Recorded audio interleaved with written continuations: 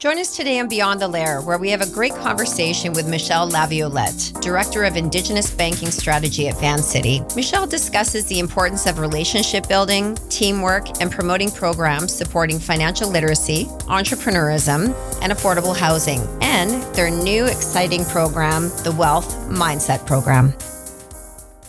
Hello, everyone. Welcome to Beyond the Lair. My name is Gina Jackson Montgomery. And I'm Dean Montgomery.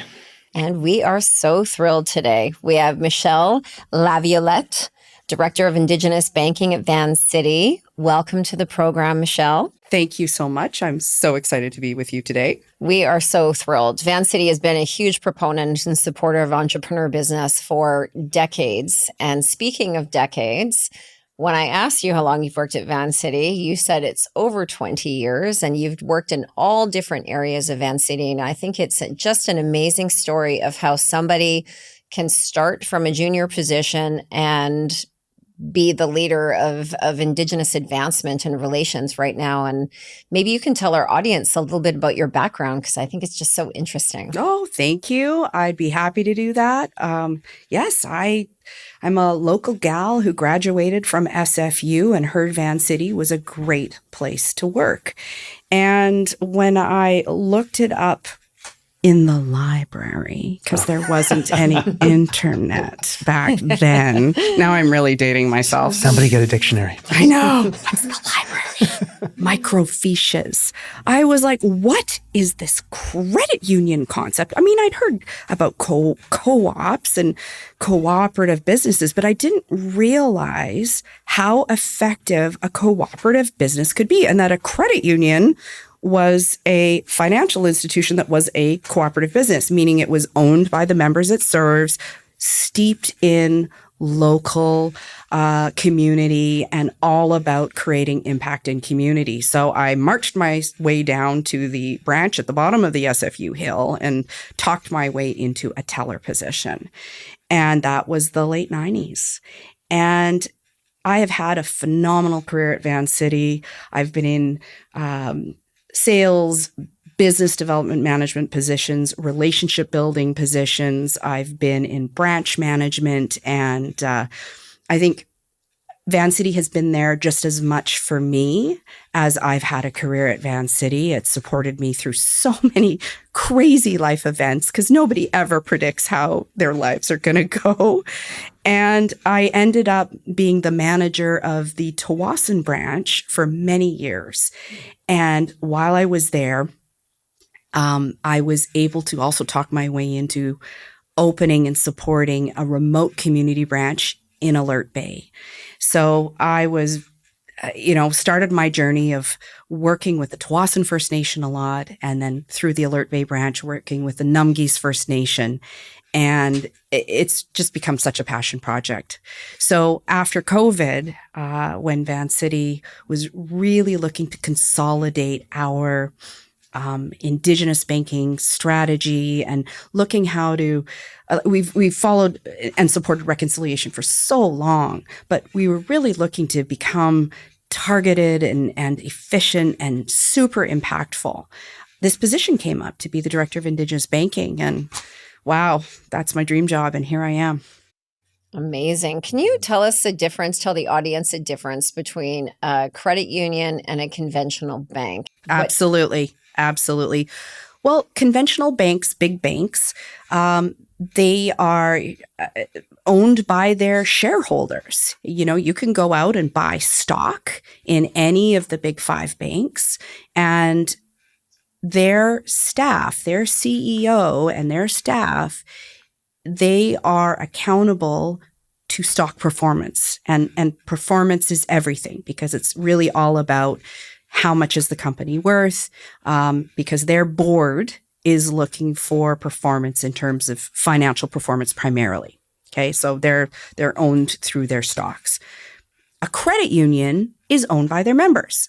And credit unions are generally locally based. For example, most credit unions are only provincially based, so that they cannot operate outside of their provincial boundaries.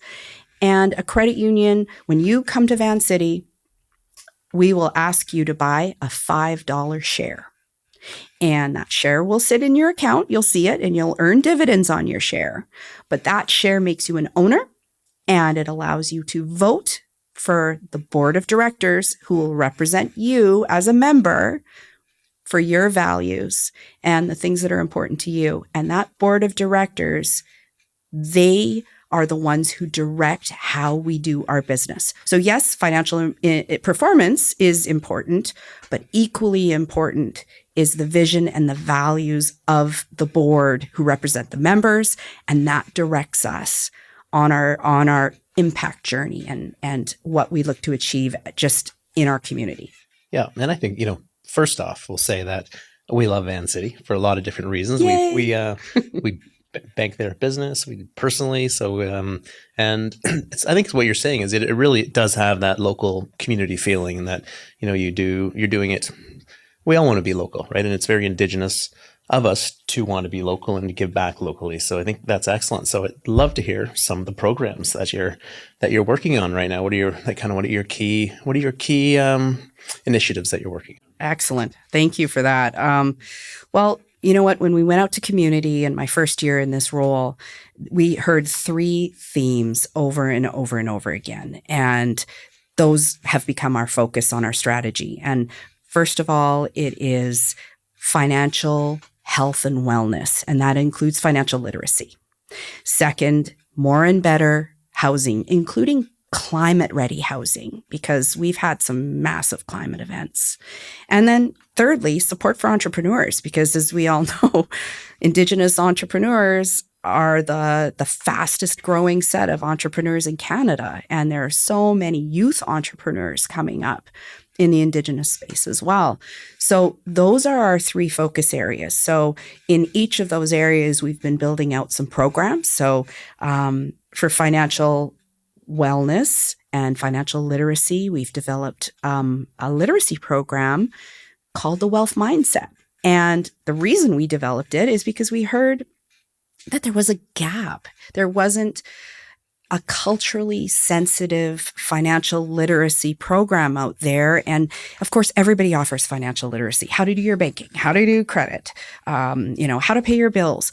But it can just be words on a page sometimes. If it doesn't relate to the person and who they are and where they're coming from, it can be difficult. So with the support of Indigenous elders, we developed a program that is delivered by Indigenous to Indigenous participants with an elder present. So that's one of those great things that we're doing. Wow. This is not new for Vancity in respect of creating programs that are going to benefit entrepreneurs or youth or financial literacy. I know when I used to work for the Squamish Nation, this is back 15 years ago, almost 18 years ago now, Vancity was a huge proponent of supporting any of our Indigenous programs, including the Aboriginal Best program that we had offered for our membership. Also a microloan program, a peer support program. And I know that just the one thing that I really love about Vancity in particular is they really listen to the entrepreneurs and the needs of the community. And I know that the micro program you were talking about is getting re-evaluated right now. And as evolution would go, growing. Can you explain a little bit about that? Because I know it's going to be repackaged and redone. And absolutely. We came out with a micro lending program years ago because we heard that especially some of our Indigenous entrepreneurs were just looking for, a little bit of money to get going on something new. I remember working in Tawasin and, we had a fabulous experience with an entrepreneur who was making planter boxes. And then, of course, all the Vancity branches bought them too because we wanted to support her. Mm-hmm. But sometimes it just takes a little bit of money to get going. And that microloan really fit that niche. And as businesses grow and go through their cycle of growth, we've had different lending programs as well to fit different needs as businesses grow. But for what we're looking at now is how do we tweak our micro lending program for today? Like what is going to make it more effective today with today's Indigenous entrepreneurs. So we are looking to create a specific lending program for Indigenous entrepreneurs that we're going to take feedback from the community, and we're going to see exactly what those trigger points are or what the gaps are, so that we can have a product that makes sense to the actual people who need it. And I think it's really important because Vancity has always been so progressive in the fact that knowing that one of the barriers for Indigenous entrepreneurs are access to capital. And what you're saying, sometimes people need $500 and sometimes people need $5,000 and sometimes we need $500,000. But that $500 is really, for entrepreneurs, is really the lifeblood of what we call creating economies within community. And we do so many talks. I do so many talks about entrepreneurism, past, present, and future, and where we're going, and that Indigenous entrepreneurs are the original entrepreneurs. We're the ones that traded with each other. We're the ones that went from village to village, from canoe or geographically wherever you are. And then when the settlers came, European settlers, we were the ones that traded with them so that they didn't freeze. So we had furs for them, and we had pemmican, and we had foods and all sorts of sources. And that Indigenous entrepreneurism, as you mentioned, is growing at a rapid rate. It's actually growing at 9 times the rate of any other entrepreneurial demographic in Canada. Can you maybe, in your expertise of what you've seen in the banking industry, maybe tell us why you think that is happening? Is it because of programs and access to capital that Vancity and other trailblazing programs are allowing, or in your financial world, what do you think? Oh, there are so many reasons I think that contribute to that. I think, Indigenous population is growing at a faster rate than the rest of Canada. And we have more youth in Indigenous populations than in other segments of populations in Canada as well. And I think when these young people are looking at what they want to do, now we have this digital age, which allows them to jump into the economy in different ways. There's a connection to culture. And just like you said, Gina, there's a lot of connection now and recognition that Indigenous people have such a rich history with trade, with commerce, through many different industries. So I think it's easier now to be an entrepreneur than ever. I think there's more tools, there's more technology, there's more of an acceptance to have youth entrepreneurs. I think socially, you almost expect some of the up-and-comers to be young these days. So it's a really appealing option for Indigenous youth to get into, for sure. And let's face it, a lot of people have traditional aptitudes, or they create traditional products that they can get to market a lot easier right now. And here in BC, there's such an appetite for Indigenous products and Indigenous services. And I do. I think it's the natural progression as well. I mean, when we're all roughly the same age, 25 years ago, we were working in industry trying to change Indigenous communities, but Indigenous inclusion wasn't even a phrase at that point. It wasn't a term, right? So not at all. So it has been, I mean, the past 5 years, can you believe where we are and what Indigenous people are doing, right? It's amazing. And so, when you start having, these different financial tools, right, that you're doing it, it's amazing. So I want to go back one question. You were talking about the elders before. Yes. And can you explain a little bit more how your elders are getting involved in the finance world and the teaching and financial literacy? Absolutely. With this wealth mindset program, we start with a circle module. And, a circle can be very sacred. And the intent is to go around and to create some kind of baseline connection to each participant's concept of value, because everybody comes from such a different background and it can be very complicated. And you all know that our relationship with money can be very emotional. People feel fear when they deal with money. They can feel shame. They can feel that they don't have any options, that they will be judged. And it's really important to start out by looking at people's concepts of wealth and value and money, because some people feel like money is evil and some people feel like it's a tool. So by starting off in a circle and having our elders and our Indigenous facilitators ask people about their earliest memories of money and what it means to them, and then segue into history and how residential schools and generational trauma that has been passed down from then has led to maybe a lack of understanding or consistency or knowledge or financial literacy. Do you know what our number one feedback is from the wealth mindset? I mean, I thought it would be like, great, now I can do X, Y, or Z. The number one feedback we get is, I didn't know it wasn't my fault. I didn't know my own history, that my history put me here and is a big part of why I'm here today. And now I feel like I can do something about it. That's so powerful. So interesting. It just gives me the shivers. Mm-hmm. I didn't know my own history. I didn't know it wasn't my fault.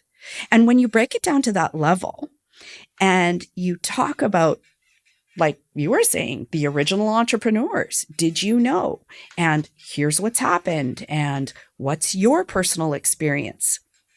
Once that circle is completed, now those presentations on how to best use your checking account and credit bureaus and why to pay your bills on time and how to qualify for lending, they're empowering now. They're more than just words on a page, because now it's a tool that you really believe in, that you can activate for yourself. But it's amazing that it is cultural. It's so cultural. I mean, Gina and I have had this conversation where we travel and we'll go surfing and things like that. And, you know, I've always found that Australians, personally, who are my friends, love to talk about money, but it's in a way that it's emotional, but happy. They get tears of joy, right, from their success, right? And I find some of my English friends, not so much, right? So when you start breaking it down to, you know, the Indigenous cultural aspect in the community, that's so interesting.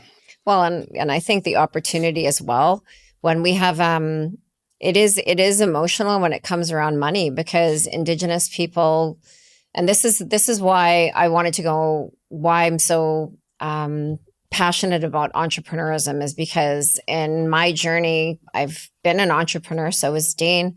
We've helped entrepreneurs. I've helped over 800 entrepreneurs, heard their stories and their whys. And Dean, we always talk about Chief Gibby Jacob from the Squamish Nation, and who was my co-MC for the BC Achievement Awards. And I said it to the audience because we found this really profound, is that he was vetting a proponent and who was a friend of ours. And it was a really nice introduction. And our friend Brad Mason from a company called Servco said, okay, well, Chief Gibby, now that, we've met, let me tell you what I do. And he said, before you tell me what you do, tell me why you do it. And it brought up this extreme emotion in him. And when I talked to entrepreneurs and I asked them that same question, including the 18 in season 1, including the 18 of season 2, everyone started to cry, because it's so meaningful when you sit back and you realize why you're doing what you do. And it all comes down to, with these entrepreneurs, everyone that I've met is trying to provide a solution for a problem that exists in their community on that grassroots level, regional, national, or global level. I want to create an arthritis out of Devil Club medicine because all my aunties from weaving baskets have this.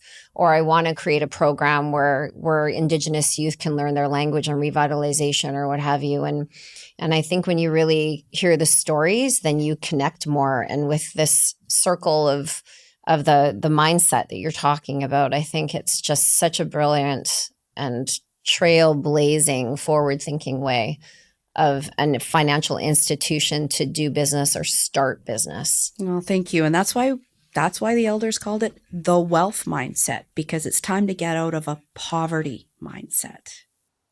Mm-hmm. Yes, because when you were talking about what's your first relationship with money, the first thing that I thought about, particularly from my childhood, is we never had any ever, right? And I think of Dean's grandmother that I mean, my grandparents, of course, too, grew up in the Depression. There was no money, right? And the older people hold on to it now that we have it. And I've seen this with so many Indigenous people, and I'm sure I'm not talking just Indigenous people, but most people that are our age, in our I would like to say 30s, but anyway, in the 50s. We've struggled when we were young because our parents did the best that they could with what they had. So it's important for us to provide an opportunity for our children. But what do we do with our own children? We give them everything that they want so that they didn't have to suffer the way that we do. And then we shake them going, why aren't you more responsible? And why aren't you more grateful? And why is your relationship with money so laissez-faire? Because we've worked so hard to do it.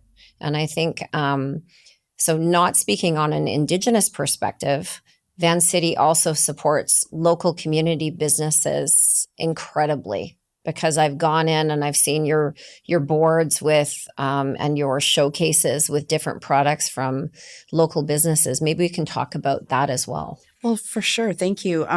Right. Our businesses are our owners too. So we really do want to showcase our members and the business that they do. In branch, if we can, through different community partnerships as well. It's all about pulling together as community. Healthy communities. What's a healthy community, right? A healthy community is about having people who are healthy and happy and prosperous in a sustainable environment, and that includes businesses that are operating locally and well, and that money just circulates through a community, and everybody gets the benefit. And that's our vision for community, having a sustainable environment, and our climate change is minimized as much as we can, and people have access to capital and jobs, and they can save and invest and plan for those big life events. Banking's a part of all of that. Mm-hmm. And, I mentioned earlier, there's fear that comes with banking. People are emotional. They see financial institutions as institutions, and that can be a really big barrier. As Vancity, we'd really hope that people see us as more than that. But let's face it, Indigenous people especially, who've had rough interactions with institutions and who are scared of institutions, it can be a barrier just even to walk into a branch. Actually, we had a member, an Indigenous member, contact us through our Indigenous partnership email saying, I have a business. I've come into some money. I am terrified to walk into a branch to talk to somebody, because what if they don't understand what this means to me? But I'm more terrified to lose my money. Do you have an Indigenous person who can help me? So, of course, we connected them with somebody who could make them feel safe and be able to explore everything that we offer to all of our members, but feel some safety in doing that. Yeah, and you just don't feel like a number. Yeah. Right? You don't feel like an account, right? That's great. Yeah, I had do you know, like with Vancity, give us an idea of like how do you measure, like SMEs or like a small medium enterprise, or small or large, and what is your real wheelhouse at Vancity for what size of business? Or well, glad you asked that question, because this is something that we're looking at as we move forward. We're actually looking at at refreshing our business vision for ourselves, and we're calling it Vancity 2.0. We're doing a good refresh internally and looking at what we're we're doing strategically and where we want to go and what we want to build. And of course, the first thing you do is you look at the members you serve and where are their gaps. And in terms of like metrics, we look at, a financial institution has to balance a lot of things. You can lend a certain percentage of the deposits that you have, and you're looking to balance your income amounts and your liquidity and your capital ratios and your efficiency ratios. There's all sorts of numbers and equations that go into that. Where our sweet spot is in business lending is because of our community connection and our ability to listen to the stories. And let's face it, we don't have the deep pockets like the big five banks able to lend out, hundreds of millions of dollars on just one project. We're definitely in the small to medium-sized business category. And, lending, we can lend higher amounts into the millions of dollars, but we're seeing the impact is in the smaller dollar values. And so that's what we're really interested in. And startups, growing businesses, how do we grow those businesses to those next levels to make them prosper? Yeah, and we take comfort in that. That's why we like it. And good. Well, moves the question, right? We'll take all the feedback we can from you as you grow, because you're growing like crazy. We are. And I just wanted to ask about corporate culture, because I know that it's really important when you walk into a bank and you see somebody that, that has Michelle on and the name tag. But not only that, you have a little bit about the person. And I know at the branch that we go to, there's a little chalkboard or there's a little whiteboard that has something about that individual that you wouldn't know about, favorite color, favorite restaurant or whatever. And I know it's this rotating change.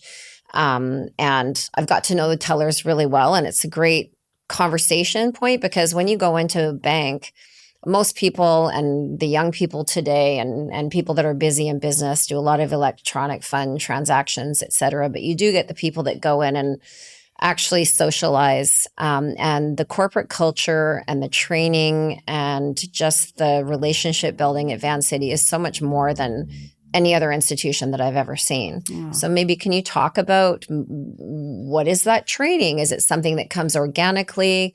What is it that's that tipping point that makes it so different?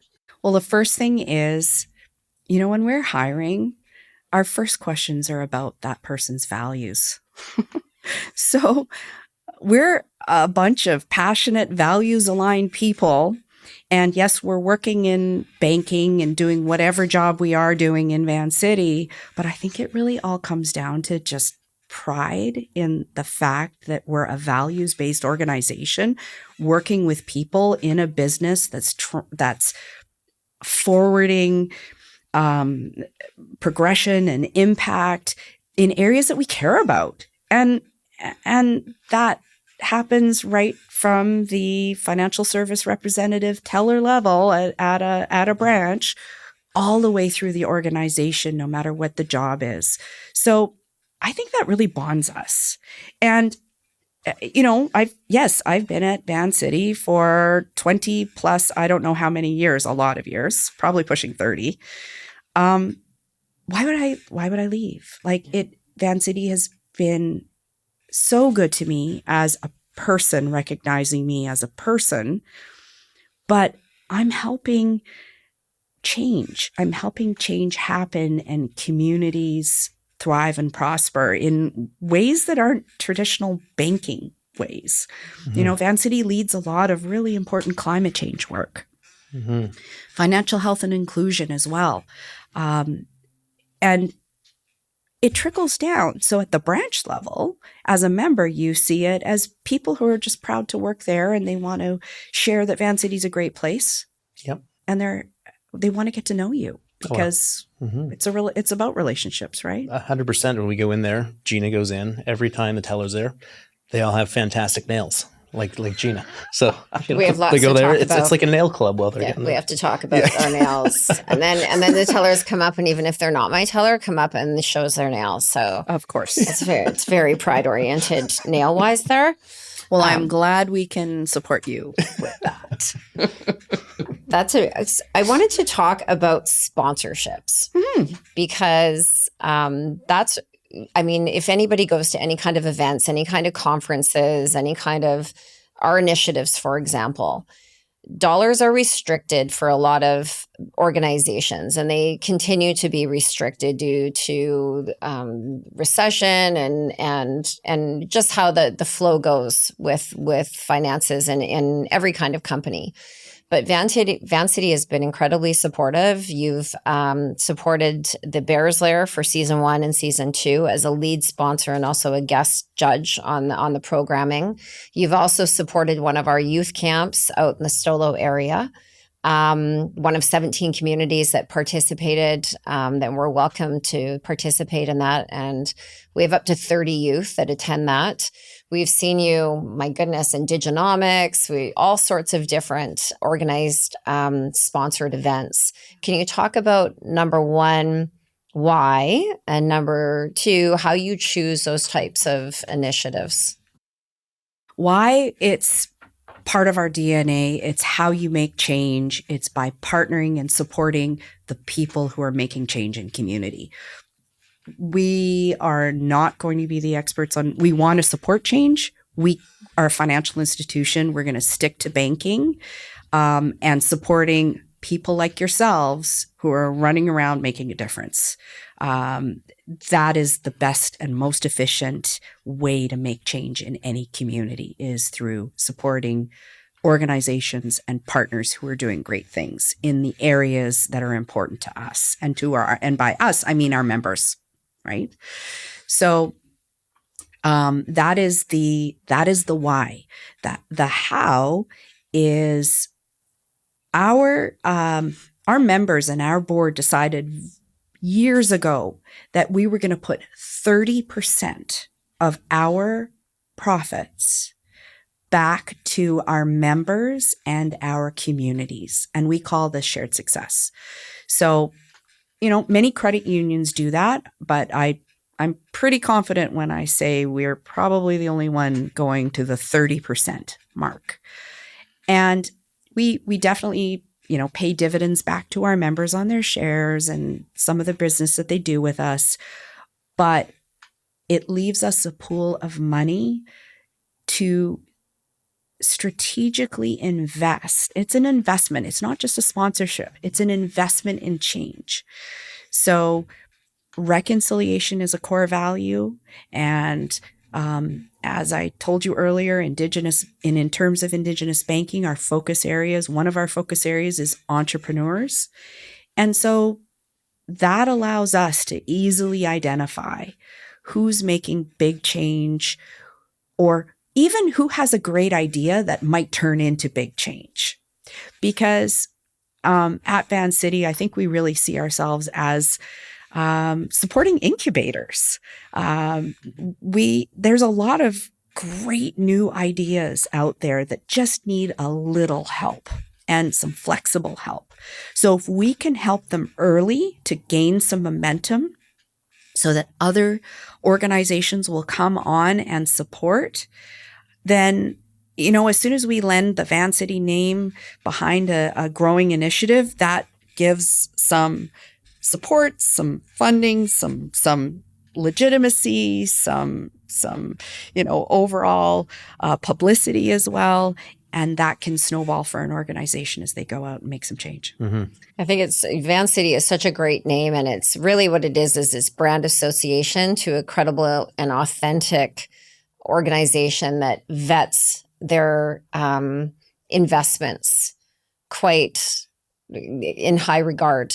So I love the fact, because I know that with the Lair, when we first started, when Vancity signed on, it kind of allowed this domino effect of credibility. It snowballed. Yep. It snowballed into, okay, normally when you would have to put something in front of a board of directors, but then you take a look at the list of credible, first and foremost, Vancity, of course, people that see out of the box and know that entrepreneurism is one of your values, and it just added so much value to that. So thank you so much for believing in us. And it has led to other entrepreneurs being interested. And I think Dean asked this question to you before, but I just really want to know, in respect of Vancity, when you're doing a strategic plan for the future, what is your target market? Like, what would you say that you're really focusing on? Come and do business with us. Is it entrepreneurs? Is it older elders that are investing their retirement money? Is it youth that are coming up that want to deal with more of a community-focused social impact business? What exactly is it? I'm going to give you the same answer as when I talked to you about our staff. First and foremost, if you believe in the similar vision and values and you're looking for community impact, we're going to be the financial institution for you. Number one, we find that our members, be them retail members who are just looking to do their own banking, or businesses or startups or elders or any of that, the number one differentiator for us is, are they community-minded, values-minded, have similar beliefs in how we should support climate, and how we should invest in community? That would be our first and foremost target market. Yeah. But really, as we move through life cycles of our members come from every walk of life. And we're there to support them through their life cycles. You know, we have our children have accounts. They have free banking until they're 25 years old. Then we have, entrepreneurs that we support, and we hope them, their businesses are successful so that personally they're successful as well. And we want to give them that advice to have good lives and find the value that means to them. So maybe it's not a easy answer. We're into, small to medium businesses of XYZ size. I think we're there for people who are looking for advice to grow their own personal situation, their entrepreneur or business situation, and to grow it up and through to wherever it is that they want to go. The reality is we don't care where you start. And we want people to know we're not judgmental. We're just here to give advice. So wherever you are starting from is fine. We're just there to help you get wherever you want to go. And, I know that sounds kind of romantic or, kind of aspirational but that's truly at the heart of it. We've got great people who just want to help you. Come in, don't be scared. We're just there to help wherever you start from. So yes, are we going to be focusing on small and medium-sized businesses? Absolutely. Why? Because there's going to be a lot more of them moving forward in British Columbia and in Canada. Absolutely. And we really see that as a niche area for us moving forward. But let's face it, everybody needs advice in their life for banking. Absolutely. So we've been talking about the fantastic employees. How many are there at Vancity, and how many branches are there? Oh, goodness. Okay. So I'm going to say we're about 2,100 employees. Okay. Forgive me if I'm not exact. 2,100. We have some subsidiary branches. So I'm going to say we're over 55 branches and about 2,100 employees. Putting you on the spot. Yeah, I am. I just, because we've shuffled a few of them around lately. I don't know if I have the exact number. Yeah.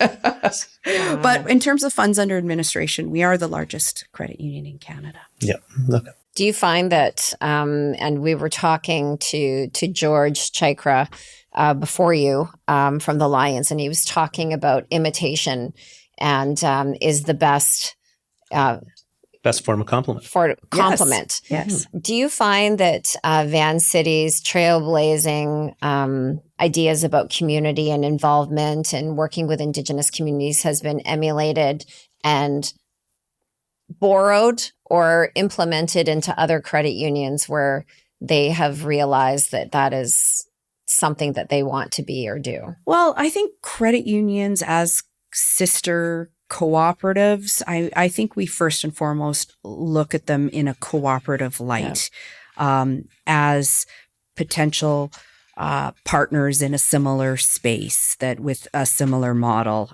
Obviously, there's always going to be a little bit of friendly competition, but we're really looking to support other credit unions and other cooperatives around us, because that means the more people who are involved in credit unions and cooperatives, the better as far as we see. Now, I really can't, I don't know. I can't speak to their initiatives in terms of Indigenous banking and their programs, but I can say that as cooperatives and credit unions generally have areas of focus specific, in terms of investing into community. And there are different pockets of that. And I will say that I've heard different credit unions locally be very proud of the fact that they contribute 10 or 15% of their profits. And so I just smile and say Vancity contributes 30. Mm-hmm. Oh, that's incredible. If one of our listeners, if any of our listeners or viewers are interested in, number one, finding out more about the programs, like for the Wealth Mindset program, to be a part of it and to learn more about financial literacy and our relationship with money, how would they contact, who would they speak to? You can just go to vancity.com. On our search bar, type in Wealth Mindset, and that will lead you to a page that talks about Wealth Mindset. Also, it will lead you to our Indigenous Partnerships email address. And so you can always contact us through the Indigenous Partnerships email address as well.